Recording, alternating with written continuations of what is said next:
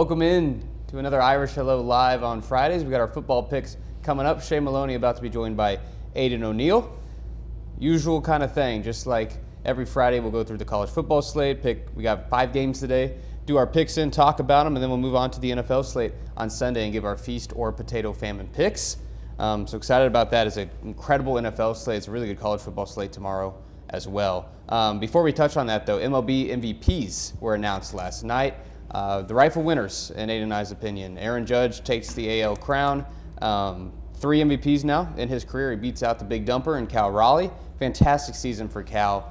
The people who were on the Cal Raleigh MVP train because of all of the offensive production from the catcher position, which relative to the other catchers in the league, he just blows them out of the water. Those are all very valid points. But if you're talking about offensive season versus offensive season, which is really what the MVP award has become, yes, then Aaron Judge had the far better all-around offensive season, even if the home runs weren't quite to the level of Cal Raleigh. He's a better offensive player. And Cal, yes, he catches nearly every game, and it's incredibly impressive, and he's a very valuable player to his team, but you could not go without rewarding the type of season that Aaron Judge had at the plate, because it just doesn't happen very often. It doesn't. It was absolutely unprecedented in a lot of ways just because of how outstanding he was offensively. If you look at the advanced statistics, whether it's WRC plus or all those ones that have now really come to light, he honestly had one of the best offensive seasons ever.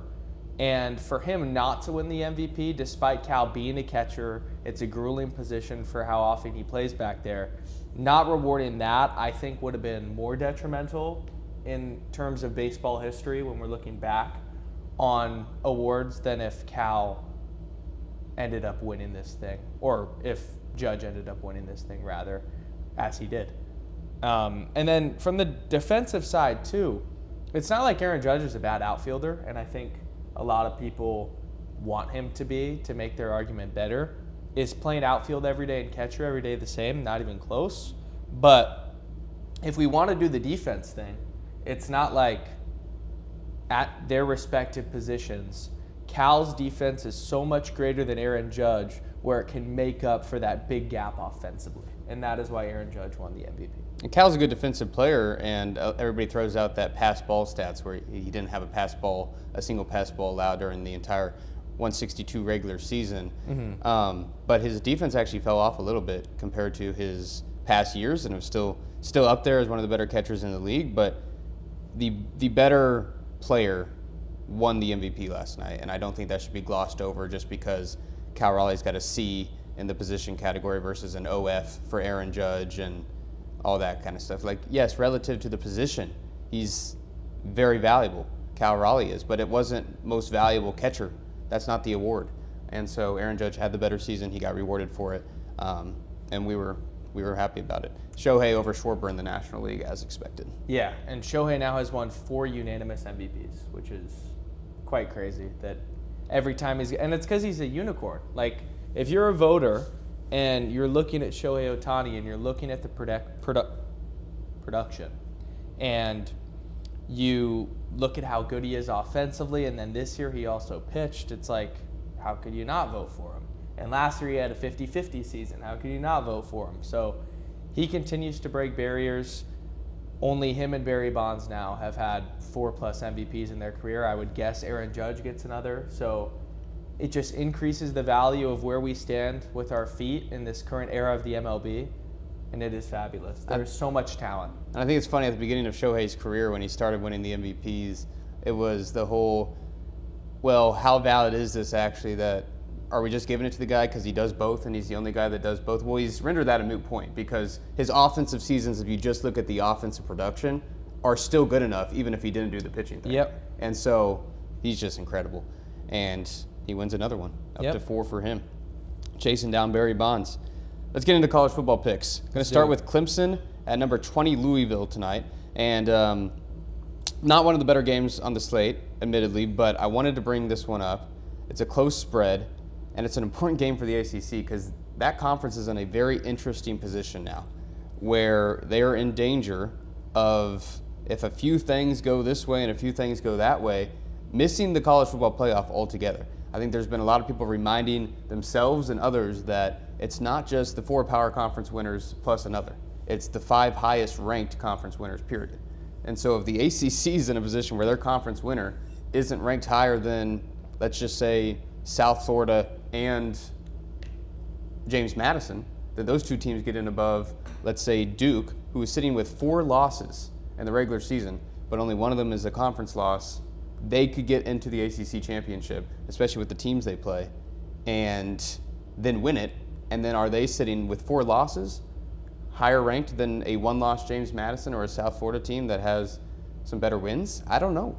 Yeah. I don't know if they are. And so the ACC kind of needs to snap back into focus, and the teams like Louisville, the teams like Virginia, the teams like Georgia Tech just have to keep winning. Yeah. And it's an interesting game for Louisville tonight. They're without their running back, Isaac Brown. They host a Clemson team that obviously doesn't need to be said. They have massively failed relative to expectations. Dabo Swinney's been on a seat that's getting warmer and warmer, and Clemson sitting there at 4-5 with a big win over Florida State last week, and now they're walking into Louisville. It's a very important game for the Cardinals, and it's a team kind of like in the Indiana-Penn State last week where that team might have a below 500 record, but you know the talent that's still on the field. What do you have for Louisville and Clemson? I like Clemson. I do too. Yeah, and I don't want to discredit Louisville a whole lot, but Shea just hit on the chaos of the ACC, and it feels like that's just going to ensue again, especially a Clemson team still with all that talent. Penn State was 1 play away from shocking Indiana. College football, yes, the holistic season matters when you look at these 9 games, but if you're getting the value of Clemson at plus money and really a pick 'em on the road, I'm going to take the team that has more experience and on paper is the better unit. Louisville's a little banged up. It feels like it's going to be an upset tonight. Yeah, and they've leaned on Isaac Brown in that running game. Cade Klubnik is probably the better quarterback over Miller Moss, and despite him not having Bryant Westco for the last few weeks, they just pulled off a big win against Florida State. And Dabo is kind of the coach that can galvanize a team no matter what you can say about him. Like, they've had their back against the wall this year, and I think a late season push is not out of the cards for Clemson. Yeah, and I just wanted to mention last week, heartbreaking loss against Cal for Louisville. Like a bad loss in overtime. That could be one that kind of spirals downward. And Clemson's going to go in there and they're going to be prepared. Dabo really rallies this unit.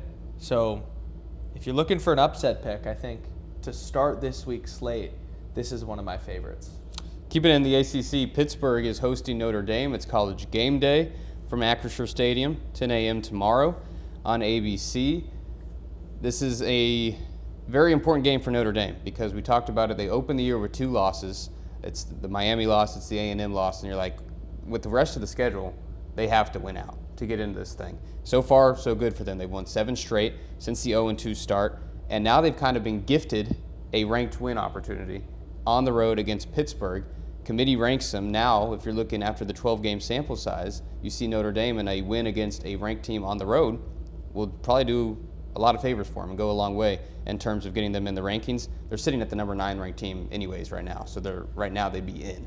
But it would be good for them to win another game. It's a game they can't drop, and I think if they drop it, they're definitely out. A 9-3 Notre Dame's not getting in. That's not going to be the first team sitting with 3 losses to get into the 12-team playoff format. Notre Dame's a 12.5-point favorite on the road. You heard Narduzzi's comment, Pitt's head coach, asking if this is like a must-win opportunity for their playoff chances, and he's kind of discrediting the notion that the playoff is the only thing that matters, and he's also pointing to the fact that if you just win your conference championship, you're in anyways, which we just went through the whole ACC scenario, but he's probably right. If Pittsburgh loses this game and then goes on to win all their ACC games and win the ACC championship game that they're in, they are probably a team that's in at 9-3. But you don't really like to pick a team where their coach is talking about losing 110-10 and them being fine in the long run. And for that reason, plus the fact that Notre Dame is just a far better team, I think they'll handle business pretty easily on the road. I agree. I think that this is an easy win for Notre Dame. When a coach comes out and says that his team practically doesn't have a chance, that means that the players might start to believe that in the back of their heads. And Notre Dame is just superior offensively. When you look at Jeremiah Love, their running back, he's the best in the country. He's going to soar up draft boards when it comes to that time of the year. And him being a focal point of this offense is going to come to play, especially in a ranked matchup. So that 12.5-point spread kind of tells you all you need to know, I think.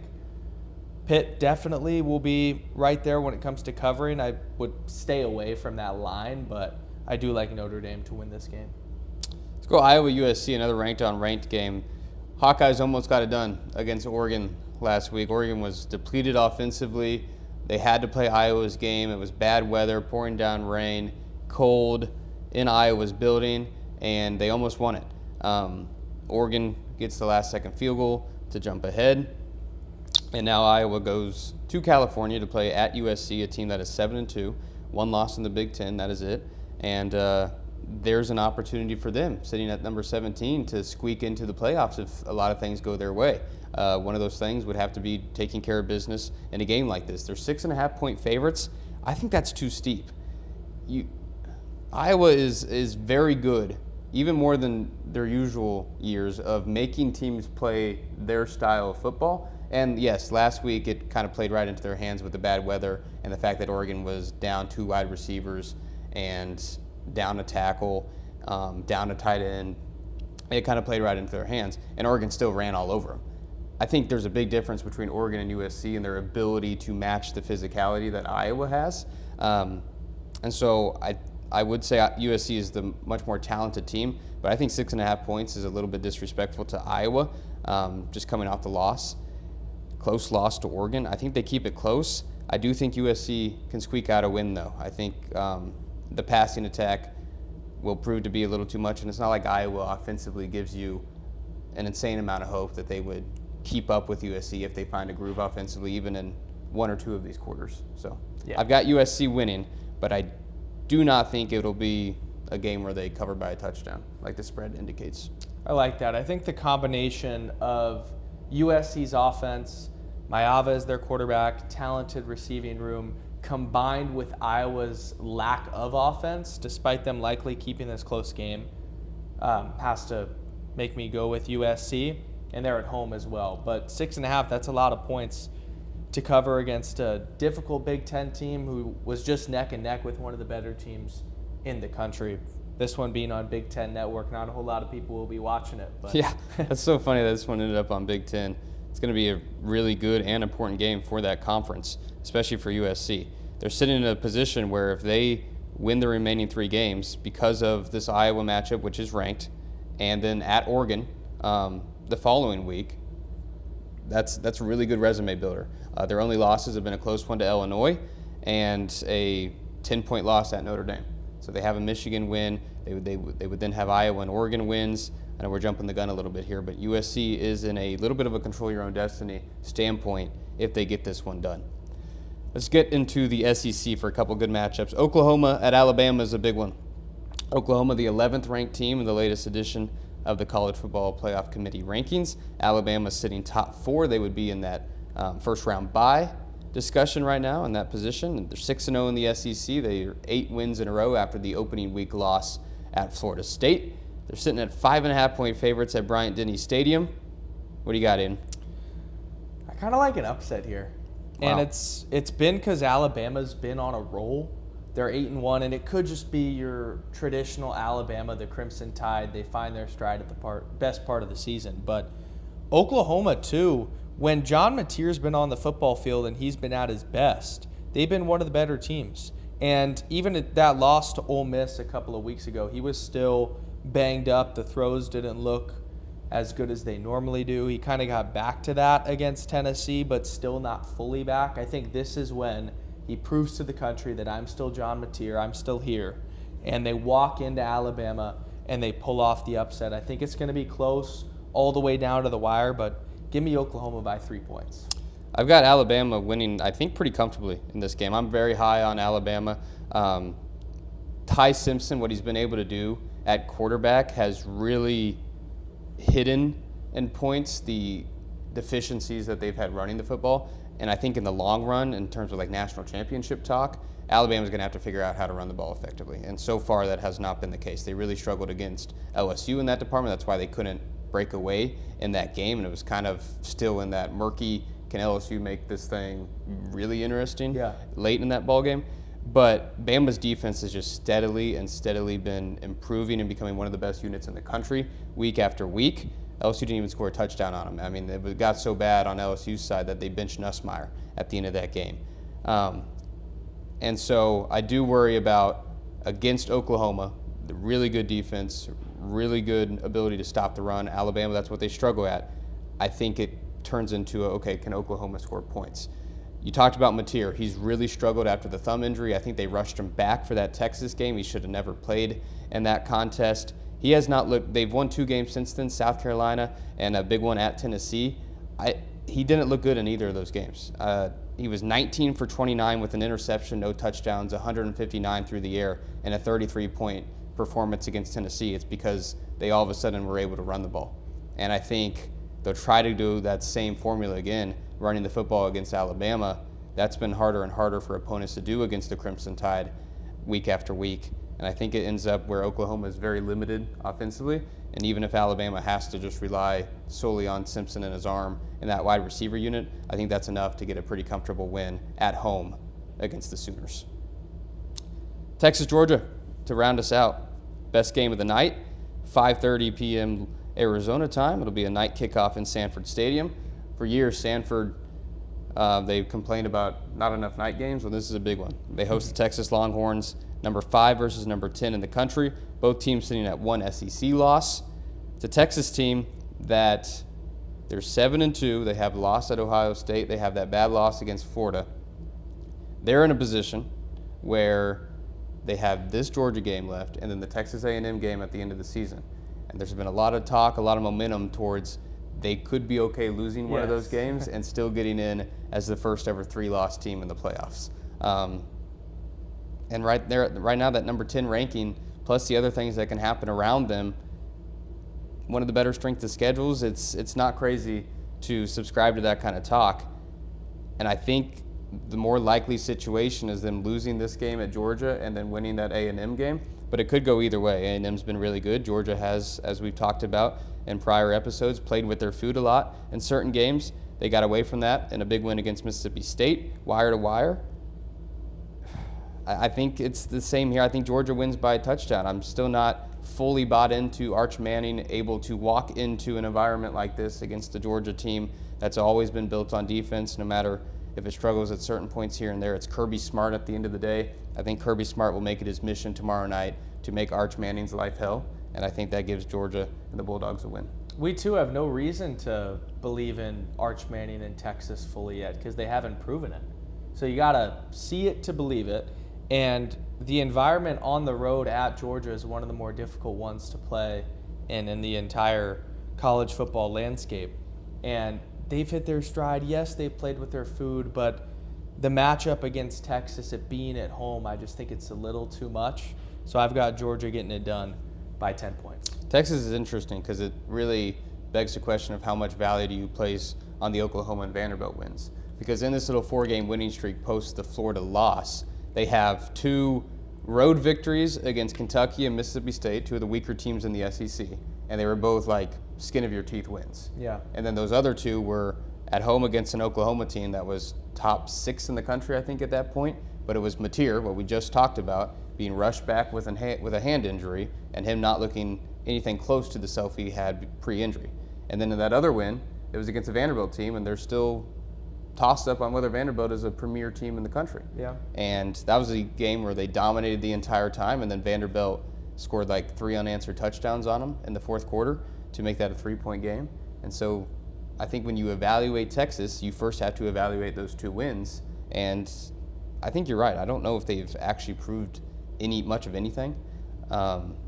Maybe their most impressive result from what we've seen since is keeping it to a touchdown loss against Ohio State with how good Ohio State's looked. But also that was an Ohio State team that wasn't fully clicking yet. Correct. Yeah, it's week 1 at the end of the day. So yeah, I think that all comes to show Georgia's 6.5-point favorites at home. I think it's the same thing. Similar spread to that Bama-Oklahoma game. I think it's similar results. The home team wins by a touchdown or more. All right, anything else college football slate-wise? Got some important Big 12 games, Utah, Baylor, TCU, BYU. the Big 12 is in the same spot as it always is. It's still got to be sorted out in the final couple weeks of the season.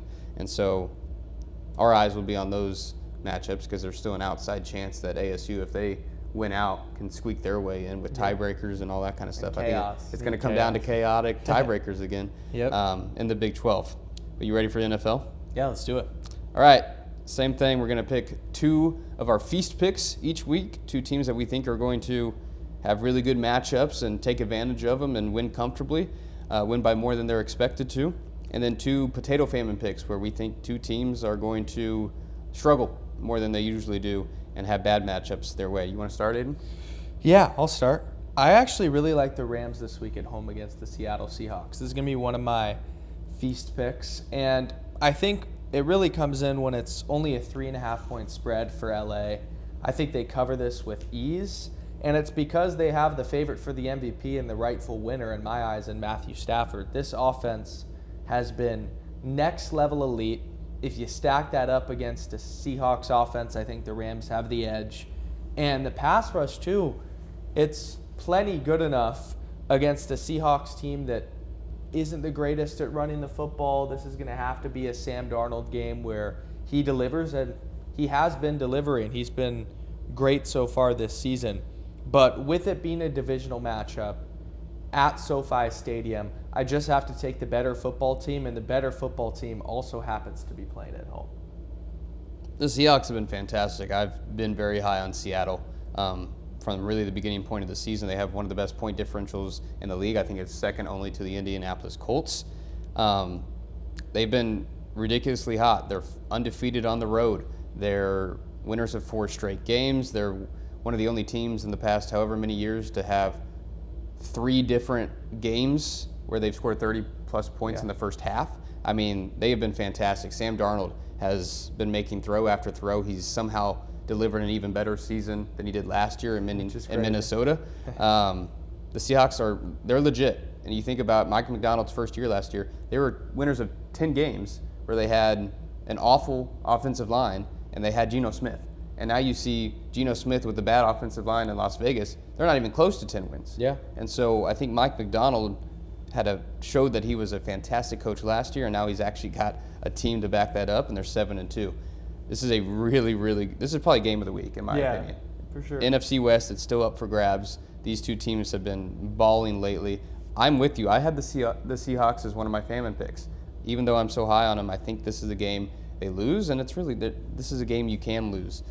Stafford has been fantastic. It's him versus Drake May right now, really, for MVP. May just had a great game last night. Can Stafford do it and match that against the Seahawks team? The Rams, kind of the nerd talk lately, have been how much 13 personnel they've been running, where they have 3 tight ends on the field and they're playing heavy.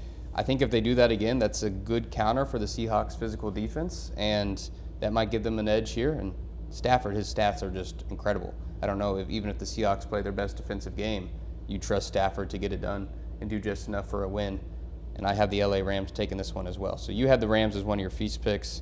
I had the Seahawks as one of my potato famine picks. What's your other feast? My other feast pick is actually the Kansas City Chiefs at the Denver Broncos. I'm just not sold on the Denver Broncos, and if they go 9-2 and they win another one, all I can do is tip the cap. But there's a reason that KC is favored by 3.5 on the road. It's good value. It feels like it's going to be a Chiefs win. They know that you got to put the pedal to the metal now because there really is time running out. And the rest of the AFC has somehow been really good.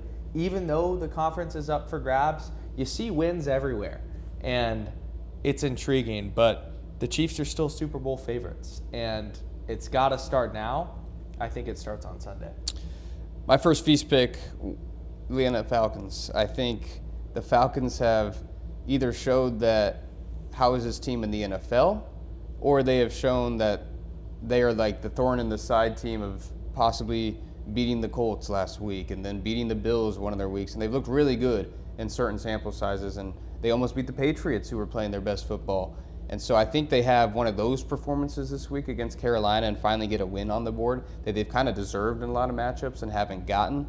But their last couple games have actually looked pretty good, and despite the defense has looked great, and Penix has kind of just been dependent on Bijan and Drake London, but with this kind of offense, he should be. And I think the Panthers have kind of just had too much smoke blown up them, and they're 5-5. That's too good of a record for the Carolina Panthers. I think they're building something with Canales, but the Falcons win this one. I just took the Panthers to lose to the Saints last week in a weird NFC South game. This could be a weird NFC South game itself, with the Panthers now doing the return and beating the Falcons at Atlanta's place. But I just think the Falcons have been playing good football, and they have some positive regression to the mean in terms of their record. And I'm thinking it's more likely that the Falcons go 4-6 than 3-7 when it's faced up against a Panthers team that I think is more likely to be a below 500 team than walk out of Atlanta with a 6-5 record. Yep. So I think the Falcons finally get over the hump in terms of a win when they're getting to play the Panthers. And earlier this season too, the Panthers beat Atlanta 30-0. Yeah, that's a great point. Will that happen again? No. I don't think so. So the NFC South, when you look at trends, it's one of those divisions where if one team does really well in this matchup, they all play twice. So that next time, you might as well just pick the other team. Yeah. Yep. All right, Famine time? Famine time. My first Famine pick, I have the Philadelphia Eagles on prime time, losing to the Detroit Lions. And this is a bold one, but it comes down to the offense discrepancy for me. And I think Detroit can just outscore Philly. They have coasted to this 7-2 record, but I think you'd be kidding yourself if you would say they've looked nearly as convincing as their Super Bowl selves. And I like Detroit. I mean, Dan Campbell, he took over the play calling duties, and last week they looked really good. They're building something. They're healthy. So I think Detroit wins. I'll finish up my feast because the Seahawks were my famine technically. I wanted to talk about this Texans-Titans game. I had the Texans winning another one, even though Davis Mills is still playing quarterback. I think that Texans-Jaguars game was maybe very important to how the season shakes out. The Texans have the defensive unit to go on a run at the end of the season, and it's an AFC South. I know they're 3.5 games back from the Colts right now, and they're actually still behind the Jaguars. But that comeback victory against Jacksonville with a backup quarterback can really, really spur you on for sustained success. In terms of that, they're going to get Stroud back eventually. The Colts have shown vulnerabilities in the past few weeks. They turned the ball over ridiculous amount against Pittsburgh in that loss, and then they almost lost to Atlanta. They needed really some really good plays that went really. They need some luck. They need some big plays that went their way to beat that Atlanta team in Germany last Sunday. And they're on a bye. The Colts are on a bye. I think if the Texans win this one, they're 3 games back. And then next week, you're looking at the Colts playing the Chiefs. And so then it's another chance to get a game back. And I'm not going to sit here and say that there's enough time for them to fully bridge that gap. But I think the Texans do make a late playoff push in an AFC that's been really muddled. And I think it starts with a big-time victory over a lowly Tennessee Titans team. And so that was one of my feast picks. I like it. And if the Texans can't get that done against Tennessee, then all of what I just said in the last 3 minutes is completely irrelevant. Yeah. Well, you hope there's not as much chaos on the AFC South side, even though that's been one of those divisions as well. My other famine pick, I had it here, is the Chicago Bears at the Minnesota Vikings. This is just weird. It's not that I think either team is particularly good, but the Vikings sitting at 4-5, I just think it's way, and you just said it's way more likely that the Atlanta Falcons aren't 3-7 or whatever it is. Do you really think the Chicago Bears are going to be 7-3? No, I actually had the Bears as my last famine pick too. That's so hard to comprehend for me. And they're at Minnesota. We know that's a tough place to play with how phenomenal the crowd is. And earlier this season, it was, I believe, the opener when J.J. McCarthy had a big game, kind of got everybody excited when they beat Chicago. I think they end up sweeping this season's series. If the last couple of games for Chicago went differently, I'm probably picking the Bears here. But I just don't see them starting 7-3. That is crazy if so, and so much credit to Ben Johnson. Their best trait has been the resilience, but they've gotten to have resilience. They've come from behind to win games, and that's been against bad teams. Yeah. Like the best defense they have beaten, Aiden, is the New York Giants last week at 24-20. Their other wins were Bengals, Saints, Commanders, Raiders, Cowboys. Yeah. It's bad defense. There's no other games with the W's. Those are terrible defenses. The best defense they played is legitimately the Giants to beat them. They played the Ravens and lost. They played the Lions and lost. And they played the Vikings and lost. I think they lose to the Vikings again on the road. Brian Flores and that defensive unit on the Vikings is their best quality, especially when they're kind of in a developmental project with their quarterback, J.J. McCarthy still. I'm still firmly a believer in the fact that if Carson Wentz was serviceable enough for that team, he'd still be the starting quarterback. I think there's some regret creeping up lately about that draft pick of J.J. McCarthy a couple drafts ago. And I think even because of all that, I guess I just started swaying a little anti-Vikings, but I do think the Bears lose this contest. I think Minnesota is favored for a reason. I don't think the Bears are 7-3, to your point. When they've played defenses of the Vikings caliber, they have lost this year. Their wins have, again, only come against the poorest of poor defenses. And I think Caleb still has kind of a long way to go in terms of, if we're talking developmental, I think he's still got a long way to go. He's still not making aggressive throws. He has one of the worst completion percentage relative to expected completion percentage, which takes in the fact the throws you're making, the openness of the targets.